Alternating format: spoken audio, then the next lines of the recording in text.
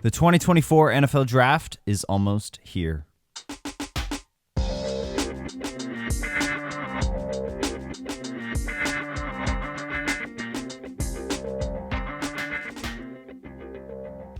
Hey 12s, welcome in. Today we're talking about my first and only mock draft this year. This is a pretty simple mock draft. There's no trades and is what I would do with a little bit of what I think might be realistic mixed in as well. But that's pretty much it. So let's jump in. The first selection that I made was Talise Fuanga. Fuanga, and yes, that is how you pronounce this, just like Tua Tagovailoa. There's that unwritten sound in there. But Fuanga is an offensive tackle out of OSU, and I think at the NFL level, he will probably be a guard. At tackle, he excelled in his run blocking and his play strength. He wants to punish players in front of him in the ground game, and he has excellent anchor when he's going backwards. He is not the ideal tackle, however, in my opinion, as he doesn't really have those tackle traits. He just has 24th percentile arm length and 16th percentile wingspan when compared to other tackle prospects. And I think he would probably be better suited for a move into guard. To me, this selection would allow the Hawks to have Bradford, Laken Tomlinson, and Fuanga fight it out for those two guard spots, and I would actually feel pretty good about that. To me, this fills the biggest need on the team and would set up the Hawks offensive line for some success for years to come. Although he's not ideal at tackle, I also think he brings the flexibility, so if Abe Lucas gets injured again, please don't get injured again, but if he does, or if Cross gets injured, he could competently kick out to tackle and be just fine. Solidifying this offensive line was one of my major goals as I went through this exercise, and I think that is what we accomplished right here. On draft night, I would certainly be in favor of trading back and trying to collect some more picks, but here the value was just way too good to pass up, so I took Talise Fuanga at 16. Next up, all the way down at pick number 81, I took Jeremiah Trotter Jr. This is a linebacker that I think would be a really good fit in Seattle. We have two of the best undersized linebackers in the league, like really undersized. Jerome Baker kind of set the mold for that undersized guy, and that is exactly what Trotter Jr. is. To me, he is a weak side developmental linebacker.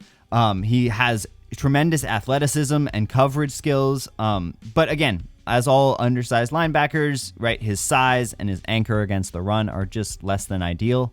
He does show, similar to the undersized guys that the Hawks have in Baker and Dodson, he does show a lot of, linebacker-y stuff, right? He's not just a strong safety playing linebacker. He really does want to stack and shed, get off blocks, engage guys, but he is undersized. End of the day, he is undersized. To me, this would be a weak side developmental linebacker. And I think the Hawks need a developmental linebacker. To me, you just have to have some sort of succession plan because you have two guys here on 1-year deals. So for me, Jeremiah Trotter Jr. is the pick at 81. I think linebacker is a bigger need than most people are expecting. Yes, we do have two starters I feel pretty good about, but you want to get somebody young in the building so that you don't need to re-sign both of those or both of those guys that you have right now, or go out and try to find some other, guys in free agency next year. Like, this would just give you at least one of those spots would be solidified for 2025 and beyond. So I went with Jeremiah Trotter Jr. at pick 81. Moving down the board to pick 102, I went with Dadrian Taylor Demerson. This is a safety that I really like. He is very versatile and just the athleticism. Whenever you're looking at a late round safety, I'm always drawn to the guys that have these high end traits. To me, Taylor Demerson could play strong safety. He could play free safety. He can be the post player. He can be down in the box. Weaknesses, and this is why he's going so late, his aggressiveness and his consistency were less than ideal. You want him to get better at tackling, taking better angles, all of that stuff, right? You need to have a consistent safety in order to be good at the position.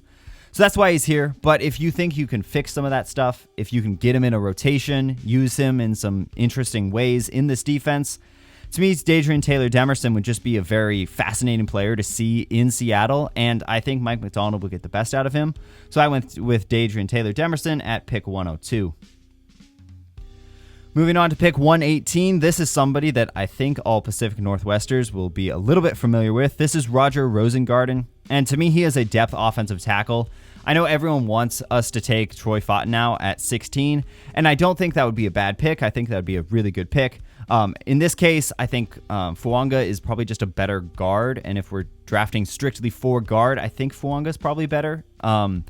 Troy Franklin would have the upside to be a tackle because I see him more as a tackle, but for me, Fuanga is the better guard, so that's why I took him there. But Roger Rosengarten, this would be a depth offensive tackle piece. I love his technique. I think obviously he was very well coached at UW, and his mentality in the run game and the pass game, he's always someone who's trying to, assert his dominance.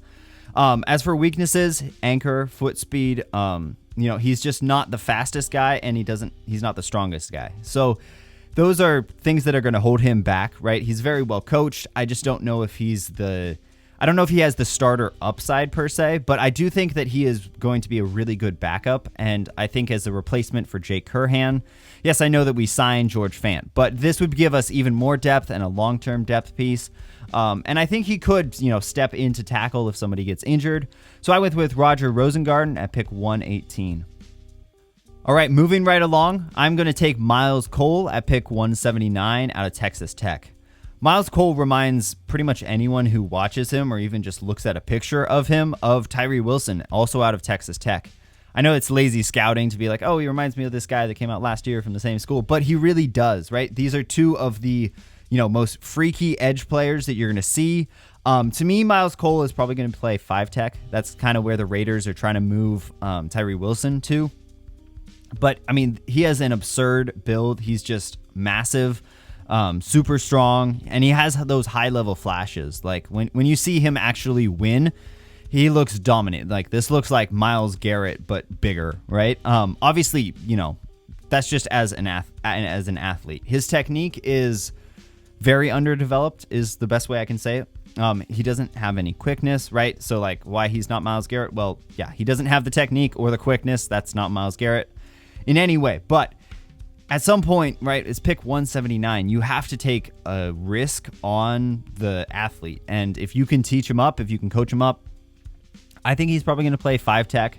So a little bit more of that interior piece. But I think he can be really good there, right? If you just bring this guy in and say, hold up at the point of attack, get him up just closer to like 290. And I think that he could be a very useful role player.